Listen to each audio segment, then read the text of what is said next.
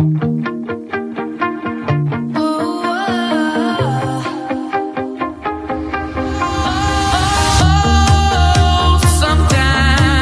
I get a good feeling. I got yeah.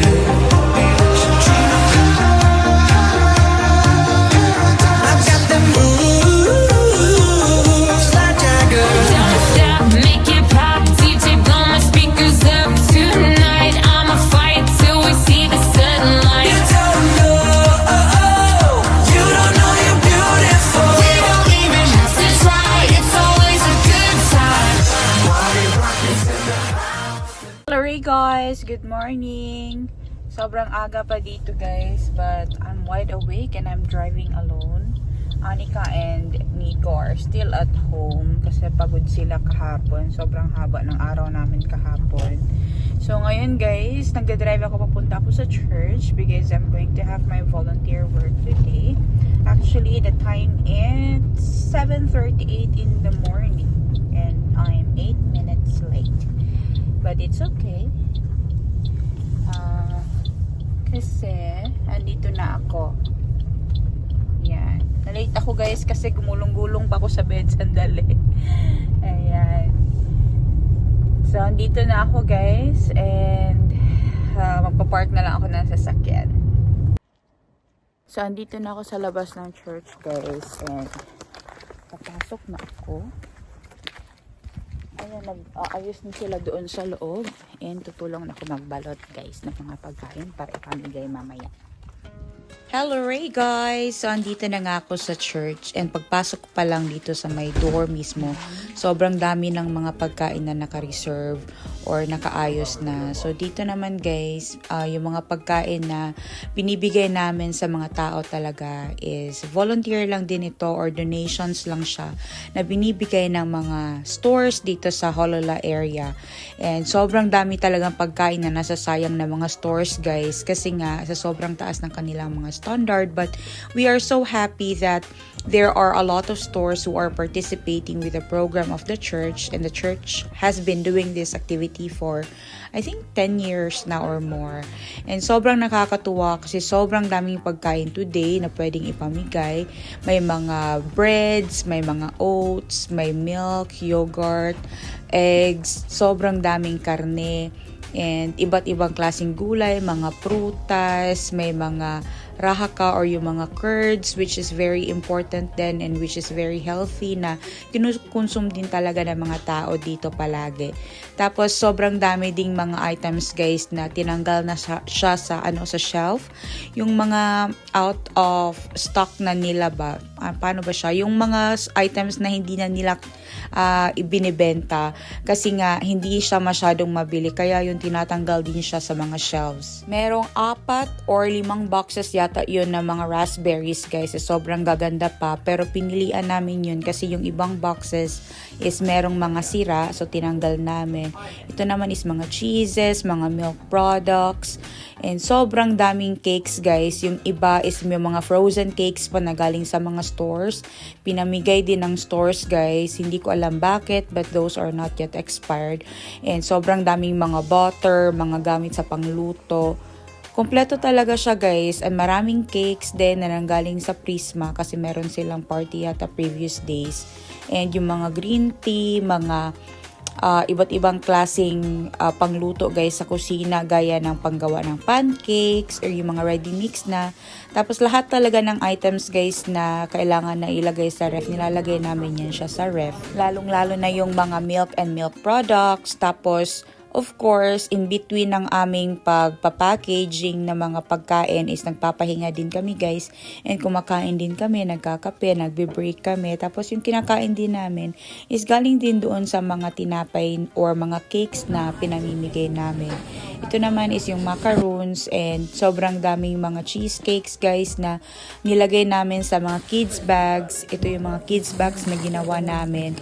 And ipamimigay lang ito sa mga bata na sasama sa kanilang parents parents kapag kumuha ng pagkain. Sobrang daming mga pagkain guys na hindi kayang ilagay sa bags kasi nga sa sobrang dami talaga na pagkain na na-receive namin today. So meron palang church service today guys bago ipamigay yung mga pagkain sa mga tao. Kaya nagpre-prepare din kami. Ito naman, kumakain lang ako dyan na kumakain guys. Kasi libre kasi yan. Tapos sobrang sarap kumain kapag, alam mo yun, marami kayong sabay-sabay na kumakain. Tapos nakaka-amaze kasi sobrang dami talagang pagkain na natatapon. But napapakinabangan ulit siya. Alam nyo yun. Tapos, naggumawa kami ng 120 bags of goods. Libre itong ipamimigay sa mga tao mamaya after ng church service. Tapos, meron pa mga extrang pagkain na hindi na siya nagkasya sa mga bags.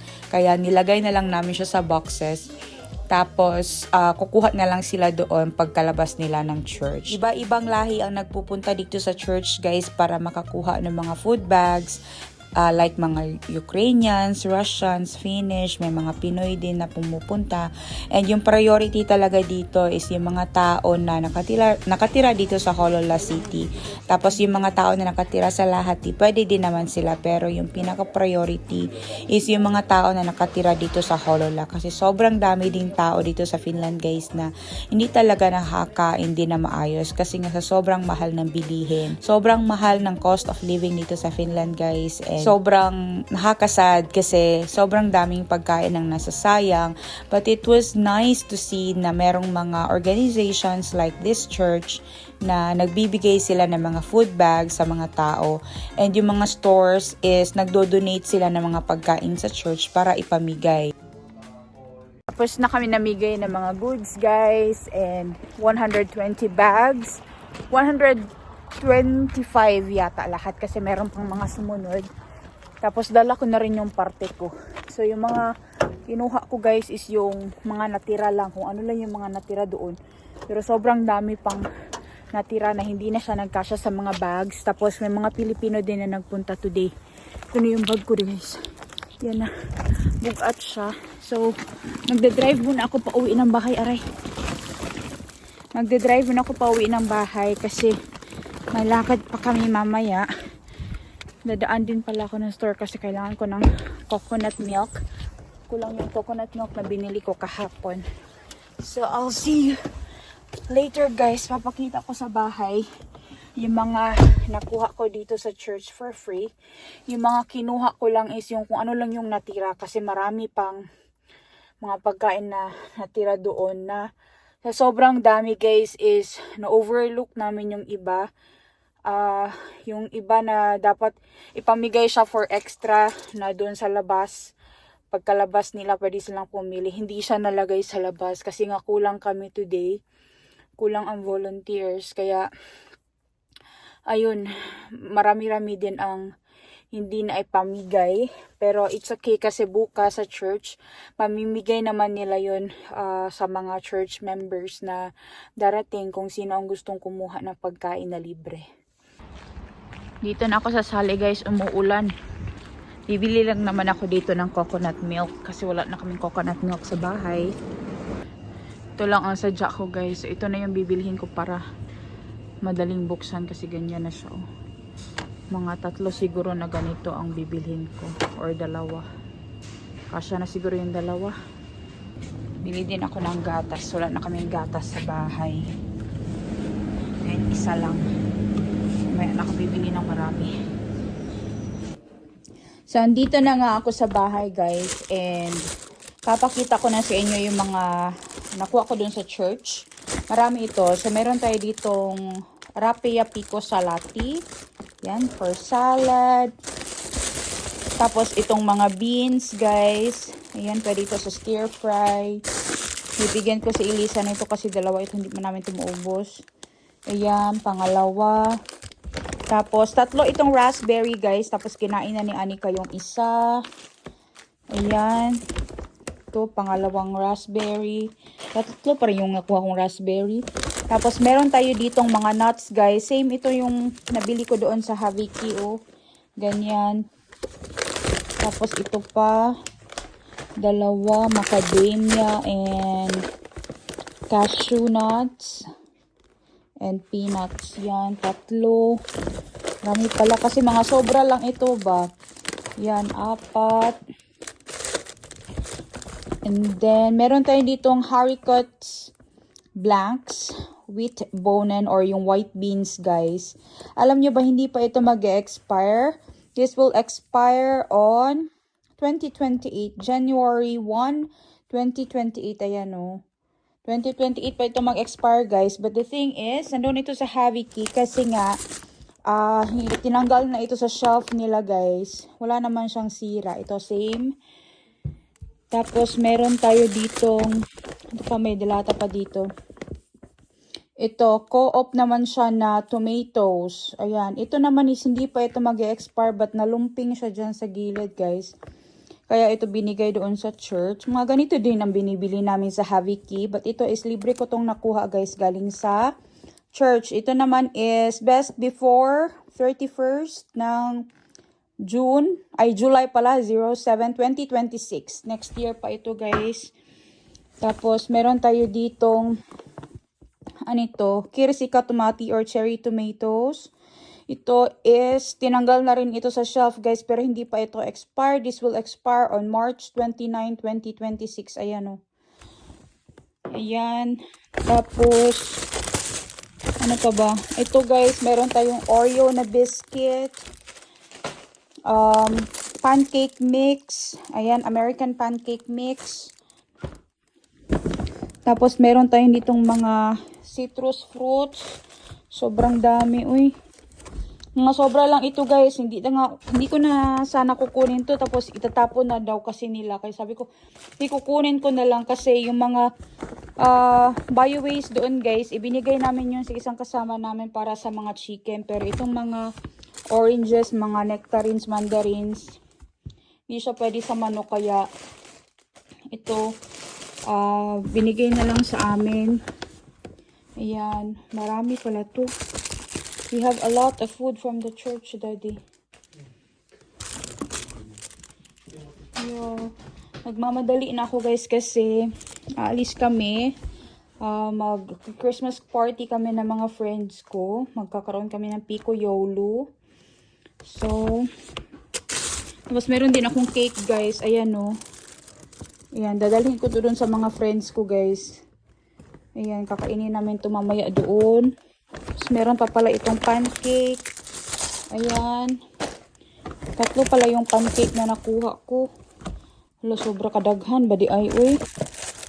Ito is garlic na naman siya, guys, na in olive oil yata ito or in oil. Ayan, so pwede na ito diretso gamitin sa pagluto. Diba? Tapos ito, guys, paprika with oil siya, guys. Roasted yata ito. In oil siya. So, pwede daw to ilagay sa chicken diretso. Tapos, nakakuha ako ng muna kuiso. Or itong luwa mo. Or organic siya, guys, na muna kuiso or ng eggplant. Isang piraso. Tapos, ito naman is for frying and baking. O, pwede natin to sa pancake, guys. Pag nag-fry tayo ng pancake. Tapos, ito naman, Arctic Superfoods Sea Buckthorn. Meron siya yung sea buckthorn is yung turni na berry, guys. Yung color yellow. Tapos, meron tayong ruwaka kerma. 2 ruwaka kerma. Kaguliyang. Tapos, meron tayong happy, guys. Happy. Ito is mag-expire siya next year. September 3, 2025. Ayan, oh. Ayan. Ay, sobrang dami. We have lots of food. And tapos, meron tayong Activa na yogurt. 2. Na cherry yung kanyang flavor. Ayan. Yan. Tapos, 4 siya, guys, na piraso sa isang packaging na ganito. Tingnan nyo naman, sobra kadaghan, guys. Grabe, sobrang dami. Magdadala siguro ako nitong nuts doon sa friends ko, guys. Para ma-share ko sa kanila. Pero grabe, uy, amazing, guys. Diba? Libre ko lang to nakuha lahat doon sa church. Nag-volunteer ako and I was able to bring something home. Wala na rin talaga akong planong magdala, guys. Kasi nga, previous days, nag-Haviki kami. Tapos ngayon nag-volunteer ako. And alam ko naman kapag nag-volunteer ako sa church, meron talaga ako may uuwi. Pero alam mo yung pinipilit ka na, tapos manghihinayang ka kasi kung hindi ito makukuha, lalo na itong mga grapes, mga citrus fruits guys, matatapon siya sa basurahan. Yeah. Tapos, ayun, kinuha ko na lang. Itong mga raspberries guys, ako ang naglinis nito. Lahat ng tao is merong raspberries. Mga sobra lang ito guys. Meron yatang 20 pieces na raspberries na natira. 3 lang ang kinuha ko. Tapos, marami itong raspberries kasi, ano siya, hindi na siya pumasa dun sa standard ng mga tindahan. Tatapon ng store guys. Pero, since nagdo-donate naman sila sa church, di napunta siya sa church. But kanina umaga pagdating ko doon sa simbahan, sobrang daming sira na mga raspberries. Kaya binuksan namin to isa-isa and tinanggal namin yung mga nag-molds. And tinira lang namin yung mga hindi nag-mold. So ayan, so na-check ko na rin to kasi ako nag-check nito guys kasama yung isang volunteer doon sa church. Chinek namin and sobrang dami din talagang sira guys na mga raspberries and napakasayang talaga kasi alam mo yung kapag maraming supply ang store, tapos walang pambili ang mga tao, di masasayang, di ba? But I'm happy na binigay nila sa church and we were able to give it to the people for free. Napakasaya ng puso ko guys, grabe. Isipin nyo naman, sobrang dami ng pagkain na to. And I really hope na meron talagang ganito sa Pilipinas guys.